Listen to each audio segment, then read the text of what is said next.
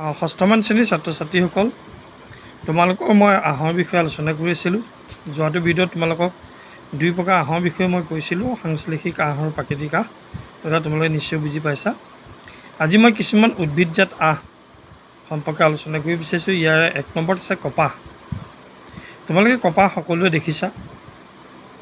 আমি আমাৰ কপাহৰ খেতি আমাৰ ইয়াত নাই, কিন্তু কিছুমান জেগাত কপাহৰ খেতি খুব কৰে।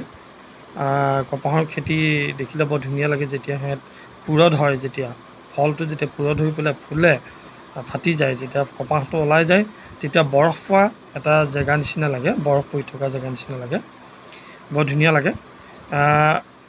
আমি সেই কপাহৰ যিবিলাক জোলা, সেই জোলাবিলাক আমি দুই মূৰে ধৰি লাহে লাহে টানি আমি তাৰপৰা তোমালোকে ঘৰত চাকি জ্বলোৱা, গোঁসাই ঘৰত চাকি জ্বলোৱা যিবিলাক আমি শলাকানি বনাওঁ দেখিছা। তাৰপৰাই সেই গুণবিলাকে কি কয়, তোমালোকে এতিয়া সেই জ্বলা এটা ল'বাচোন, কপাহৰ জ্বলা এটা লৈ পেলাই মেলি চাবাচোন, তাত কিছুমান আঁহ থাকে। সেই আঁহবিলাক পকাই কি হয়, তোমালোকৰ সূতা বনোৱা হয়। এইবোৰে ধৰি লোৱা, এইবোৰ ঊল হয়, এইবিলাক ঊল সূতা হয়। এইবিলাক ইয়াতো আঁহ আছে, এইবিলাক টানি দিলে তোমালোকে পাবা। এইবিলাক বনাই তেনেকৈ বনোৱা হৈছে আঁহবিলাকৰ পৰা। কপাহটো তোমালোকে দেখিছা, মই এইটো হাতত নানিলোঁ এই সময়ত তোমালোকে দেখুৱাবলৈ। ঠিক আছে, তোমালোকে দেখিছা। সেই কপাহৰ জোলবিলাক আমি সৰু গুণবিলাক আমি পকাই পেলাই আমি তাৰ কি বনাওঁ, সূতা বনাওঁ। আমি কপাহী সূতা যিবিলাক কটন কাপোৰ, আমি কটন কাপোৰ ব'বলৈ কটন সূতা আমি বনাওঁ। এই কপাহৰ জ্বলাবিলাক ক'ৰ পৰা আহিছেনো? এই কপাহৰ জ্বলাবিলাক যিটো কপাহ গছৰ ফল, সেই ফলটোৰ পৰা আহিছে। এই কপাহ গছৰ খেতি কৰা হয় সাধাৰণতে ক'লা মাটি আৰু গৰম জলবায়ু। ক'লা মাটি আৰু গৰম জলবায়ুত কপাহৰ খেতি ভাল হয়। আমাৰ ইয়াতো হয়। মই যেতিয়া মৰ্ণিং ৱাক কৰোঁ মই ৰাস্তাত মই দেখিছোঁ কপাহৰ গছ, বহুত কপাহৰ গছ আমাৰ ইয়াত হৈছে। হয়তো কপাহৰ খেতি কৰিলে আমাৰ ইয়াত হ'ব পাৰে। আমাৰ ইয়াত গৰম জেগা, মাটিটোক লৈ অলপ সন্দেহ আছে। তথাপিতো আমাৰ ইয়াত হয়, ভালেই হোৱা দেখিছোঁ। আমাৰ ইয়াত বহুতৰ ঘৰৰ দুৱাৰ মুখে আছে। এই কপাহৰ খেতিৰ কাৰণে ক'লা মাটি বেছি ভাল আৰু গৰম জলবায়ু ভাল। আমাৰ দেশত কপাহ খেতি কৰা কিছুমান ৰাজ্য আছে, সেইবিলাক তোমালোকে চাবা। বিশেষকৈ আমাৰ বিহাৰ ছাইড এইবিলাকত হয়তো বেছি হয়। আমাৰ ইয়াত ইমান দেখা নাই, আমাৰ কপাহৰ খেতি কৰা দেখা নাই, কিন্তু কৰিলে হয়তো হ'বও পাৰে।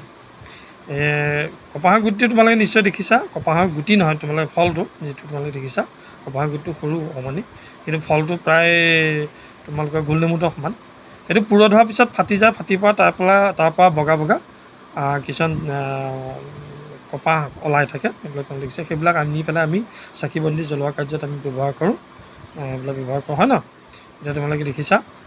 আৰু তোমালোকে যিটো খেতি কৰে, সেই খেতিটো দেখিলেতো বৰ ভাল লাগিব। তাত একদম বৰফ দিয়া জেগা নিচিনা দেখিবলৈ পায়, ভাল লাগে। মই ফিজিকেলি দেখা নাই, এনেকুৱা হয়। তোমালোকে দেখিছা এই ছবিটো, এনেকুৱা ধৰণৰ। এতিয়া এই ফলবোৰৰ পৰা কপাহবোৰ সাধাৰণতে আমি হাতেৰে ছিঙি আনোঁ, আৰু আঁহবোৰ তাৰপিছত ফনিয়াই গুটিবোৰ পৃথক কৰা হয়। এই প্ৰক্ৰিয়াটোক কপাহ নেওথনি বোলা হয়। এইটো পৰীক্ষাত খুব আহে, কপাহ নেওথনি কাক বোলে। যিটো কপাহৰ পৰা গুটি গুচোৱা যিটো প্ৰক্ৰিয়া, সেই প্ৰক্ৰিয়াটোক কয় কপাহ নেওথনি। পৰম্পৰাগত নেওথনি হাতেৰে কৰা হয়। আমিতো ঘৰত আমি গুটিটো উলিয়াই আমি পেলাই দিওঁ। তোমালোকে দেখিছা। আমি তাৰপিছত আমি শলাকানিডাল আঁহবিলাক পকাই দিলে শলাকানি হৈ পৰে, তোমালোকে নিশ্চয় কৰিছা। গতিকে আমি কপাহৰ আঁহ ক'ৰ পৰা পাওঁ? যিটো ফল, উদ্ভিদজোপাৰ যিটো ফল, সেই ফলটোৰ পৰা আমি পাওঁ। ইয়াৰ পিছত তোমালোকে নেক্সট আছে মৰাপাট। এই মৰাপাতৰ খেতি আমাৰ হয়, আমাৰ অসমত হয়। তোমালোকে দেখিছা, মৰাপাট কল আছে আমাৰ অসমত। মৰাপাটৰ খেতি আমাৰ নগাঁও ছাইডত বেছি হয়, তোমালোকে নিশ্চয় শুনিছা। মৰাপাটৰ আঁহবোৰ মৰাপাটৰ গা গছৰ বা কাণ্ডৰ পৰা আহৰণ কৰা, এইটো পৰীক্ষাত আহে। কপাহৰ আঁহ ক'ৰ পৰা আহৰণ কৰা হয়, বা মৰাপাটৰ আঁহ ক'ৰ পৰা আহৰণ কৰা হয়। মৰাপাটৰ আঁহবোৰ মৰাপাটৰ গা গছৰ বা কাণ্ডৰ পৰা আহৰণ কৰা হয়। বাৰিষা কালত ইয়াৰ বিশেষভাৱে খেতি কৰা হয়। ভাৰতবৰ্ষত মৰাপাট খেতি প্ৰধানকৈ পশ্চিমবংগ, বিহাৰ আৰু অসমত কৰা হয়। মৰাপাট গছবোৰ যেতিয়া ফুলি থকা অৱস্থাত আমি তেতিয়া কাটোঁ। মৰাপাট গছবিলাক কাটি পেলাই আমি টোপোলা কৰোঁ। টোপোলা কৰি পেলাই আমি সেইবিলাক আমি কিবা এটা দি পেলাই পানীত ডুবাই থৈ দিওঁ। ওপৰত কিবা এটা দি পানীত ডুবাই দি থওঁ। যেতিয়া কাণ্ডবোৰ পচি যায়, কাণ্ডবিলাক যেতিয়া পচি যাব, তেতিয়া আমি পানীৰ পৰা উঠাই আনি আমি টানি দিলে আমাৰ যিটো আঁহবিলাক ওলাই যায় আৰু যিটো ঠাৰিডাল ভিতৰৰ যিডাল মাৰি সেই মাৰিডাল ওলাই গুচি যায়। মৰাপাতৰ ঠাৰি তোমালোকে দেখিছা, মৰাপাতৰ ঠাৰি। আৰু সেই মৰাপাতবিলাক আমি বিভিন্ন ধৰণৰ কামত আমি ব্যৱহাৰ কৰোঁ, সেইটো তোমালোকে জানা। কাপোৰ তৈয়াৰ কৰিবলৈ সকলোবোৰ আঁহ প্ৰথমতে সূতালৈ পৰিৱৰ্তন কৰা হয়। ইয়াক কেনেকৈ কৰা হয় সেই পদ্ধতিবিলাক আমাৰ ইয়াত আছে। কাপোৰৰ পৰা সূতা কটা পদ্ধতি, এই কাপোৰৰ পৰা সূতা কটা পদ্ধতি মই তোমালোকক কাইলৈ ক'ম। আজি তোমালোকে জানিলা কপাহ আঁহৰ সম্পৰ্কে আৰু মৰাপাট আঁহৰ সম্পৰ্কে। কপাহৰ আঁহ ক'ৰ পৰা আহৰণ কৰা হয় আৰু মৰাপাটৰ আঁহ ক'ৰ পৰা আহৰণ কৰা হয়, কিহৰ কোনটো অংশৰ পৰা আহৰণ কৰা হয়, কপাহ কোনটো অংশৰ পৰা আহৰণ কৰা হয় কপাহ গছৰ, আৰু মৰাপাট গছৰ কোনটো অংশৰ পৰা আহৰণ কৰা হয়, দুটা প্ৰশ্ন আহে, তোমালোকে চাবা। ইয়াৰ পিছত মই তোমালোকে কপাহৰ সূতা কটা পদ্ধতি আৰু সূতা কটা যন্ত্ৰ সম্পৰ্কে আমি নেক্সট ভিডিঅ'ত আমি আলোচনা কৰিম। ধন্যবাদ।